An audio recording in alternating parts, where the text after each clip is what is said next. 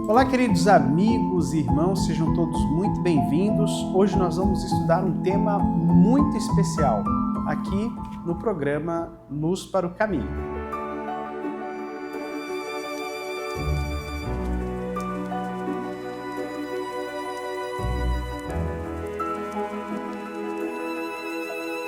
Antes de continuarmos, pedimos a vocês que deixem seu like, se inscreva e compartilhe este vídeo. Também deixe sua pergunta bíblica que iremos responder. E a pergunta de hoje será feita por mim. E a pergunta é: se acreditamos em um único Deus, por que a Bíblia cita 3 deuses?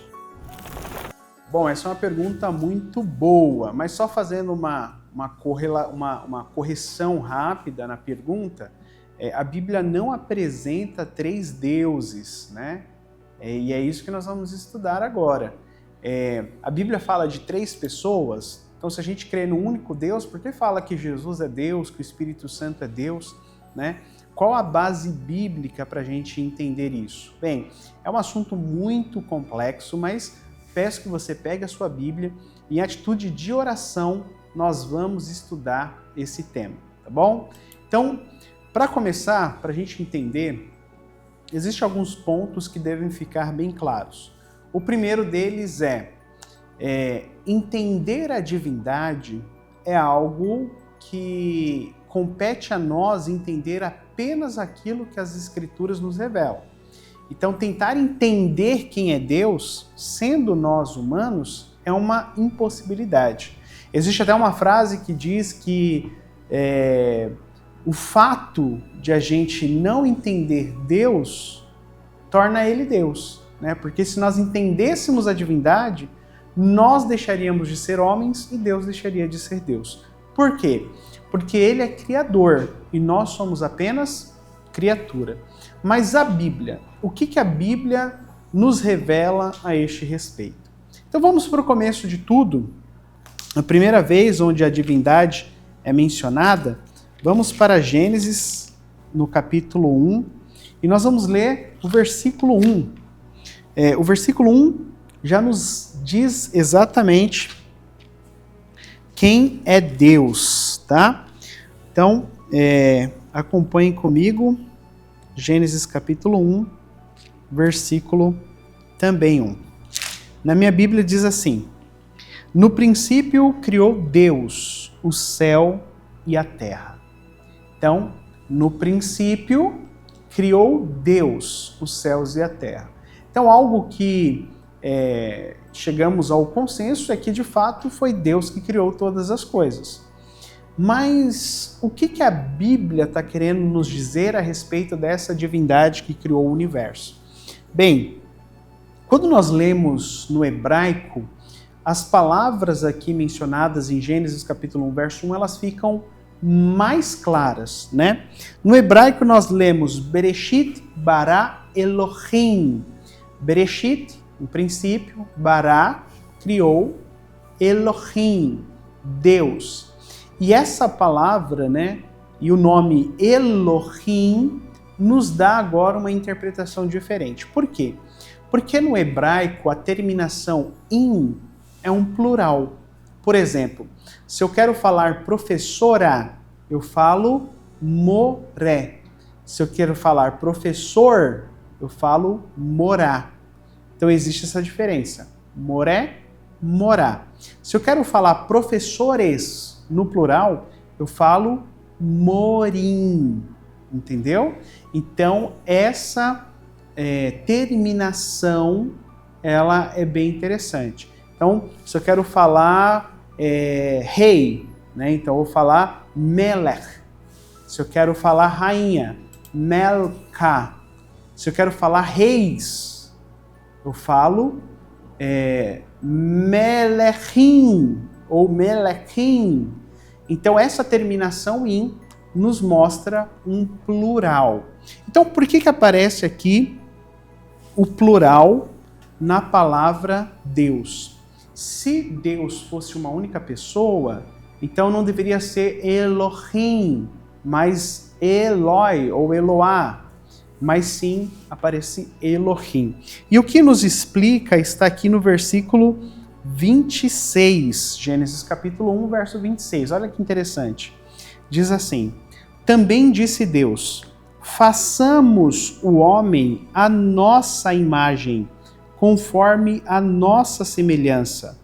Tenha ele domínio sobre os peixes do mar, sobre as aves dos céus, sobre os animais domésticos, sobre toda a terra e sobre todos os répteis que rastejam pela terra.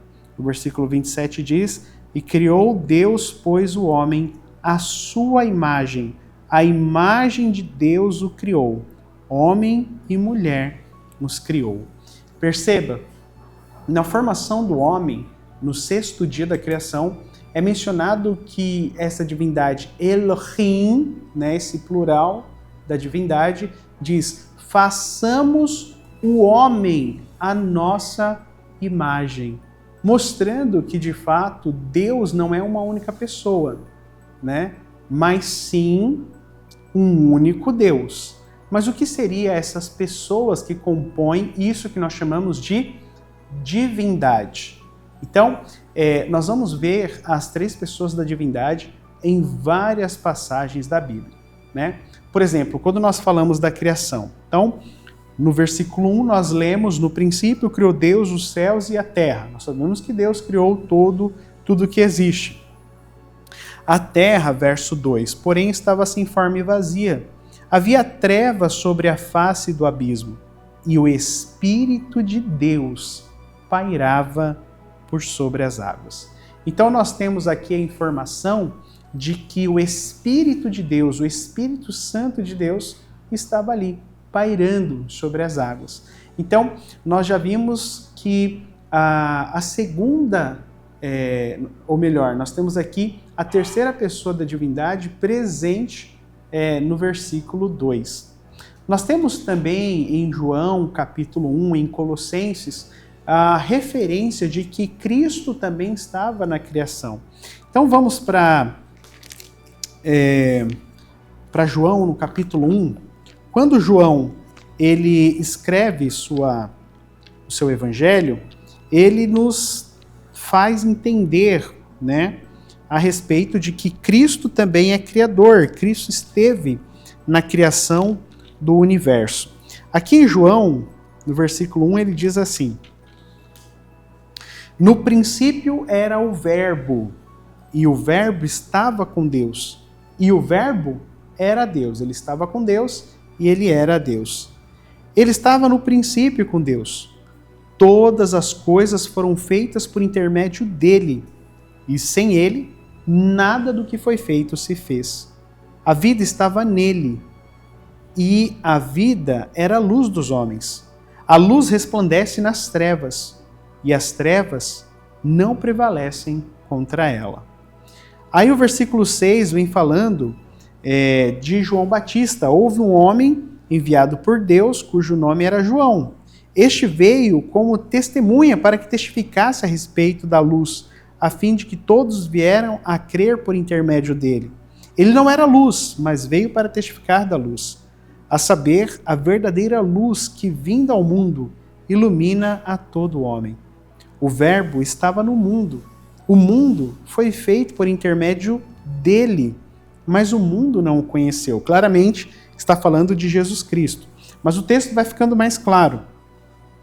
Veio para o que era seu, e os seus não o receberam. Mas todos quanto o receberam, deu-lhes o poder de serem feitos filhos de Deus, a saber, aos que creem no seu nome, os quais não nasceram do sangue, nem da vontade da carne, mas nem da vontade da carne, nem da vontade do homem, mas de Deus. E o Verbo se fez carne e habitou entre nós, cheio de graça e de verdade, e vimos a sua glória, como a glória do unigênito do Pai. Então, percebem que Cristo Jesus também estava na criação, porque ele é Deus.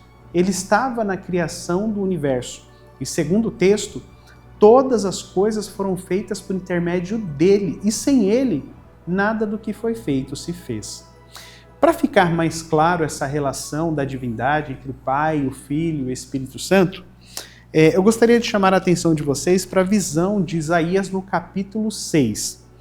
Isaías foi um profeta que viveu no período da Babilônia, e é interessante mencionar o seguinte: aqui eles viviam um período muito conturbado em que Israel havia abandonado a Deus, né, Judá havia abandonado a Deus, e o profeta, né, os profetas nessa ocasião procuravam fazer o povo voltar a Deus.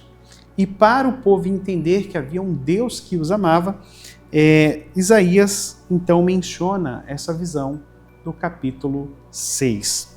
E no capítulo 6 menciona o seguinte: no ano da morte do rei Uzias, eu vi o Senhor assentado sobre um alto e sublime trono, e as abas das suas vestes enchiam o templo. Serafins estavam por cima dele. Cada um tinha 6 asas. Com 2 cobriam o rosto, com 2 cobriam seus pés, e com 2 voava. E clamaram uns para os outros, dizendo: Santo, Santo, Santo é o Senhor dos exércitos, e toda a terra está cheia da sua glória. Bem, existem algumas coisas muito interessantes neste texto. Primeiro, ele recebe a visão no ano da morte do rei Uzias. E no início aqui do versículo 2 é mencionado que Isaías viu o Senhor. Isso é importante, porque nós sabemos que Deus criou o homem à sua imagem. E o que Isaías viu ali? Será que Deus é apenas um poder? Deus é uma pessoa física? O que Isaías viu? Bem, na sua visão, Isaías deixa claro que ele viu o Senhor assentado, né? Ele viu uma forma corpórea, que estava assentado. E além disso, ele viu que as abas da sua veste enchia o templo. Ou seja, Isaías viu um ser pessoal.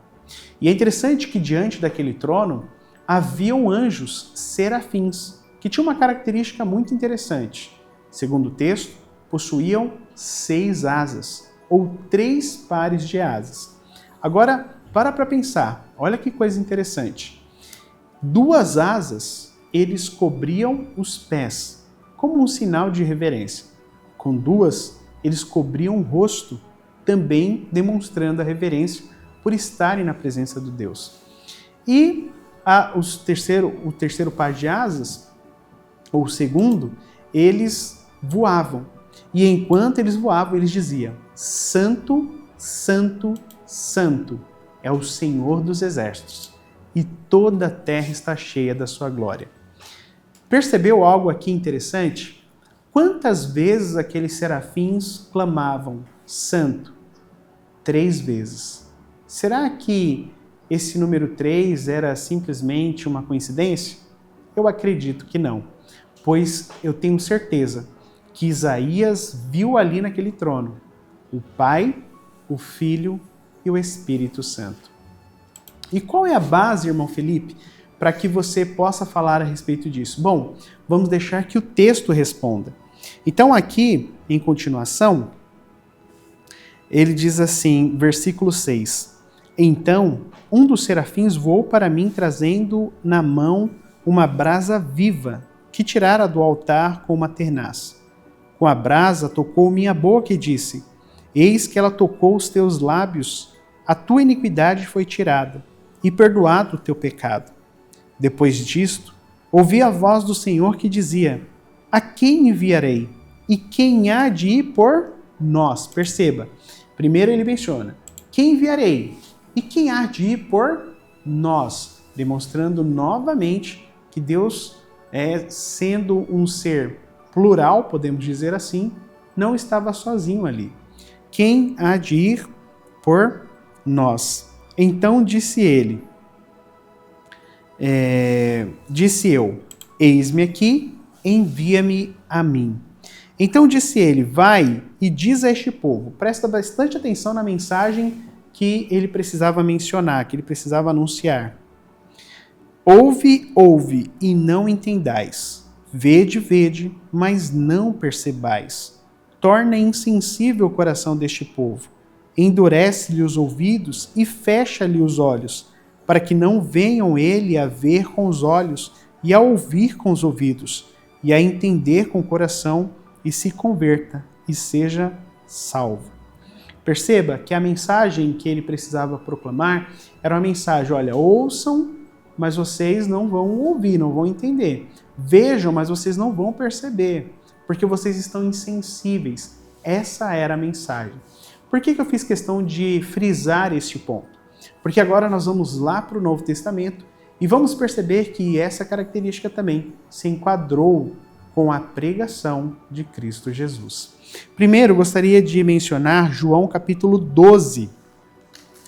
12, verso 37. Vamos ler João capítulo 12, verso 37 em diante. Pegue aí sua Bíblia também. João 12, verso 37 em diante diz assim: E embora tivesse feito tantos sinais na sua presença, não creram nele.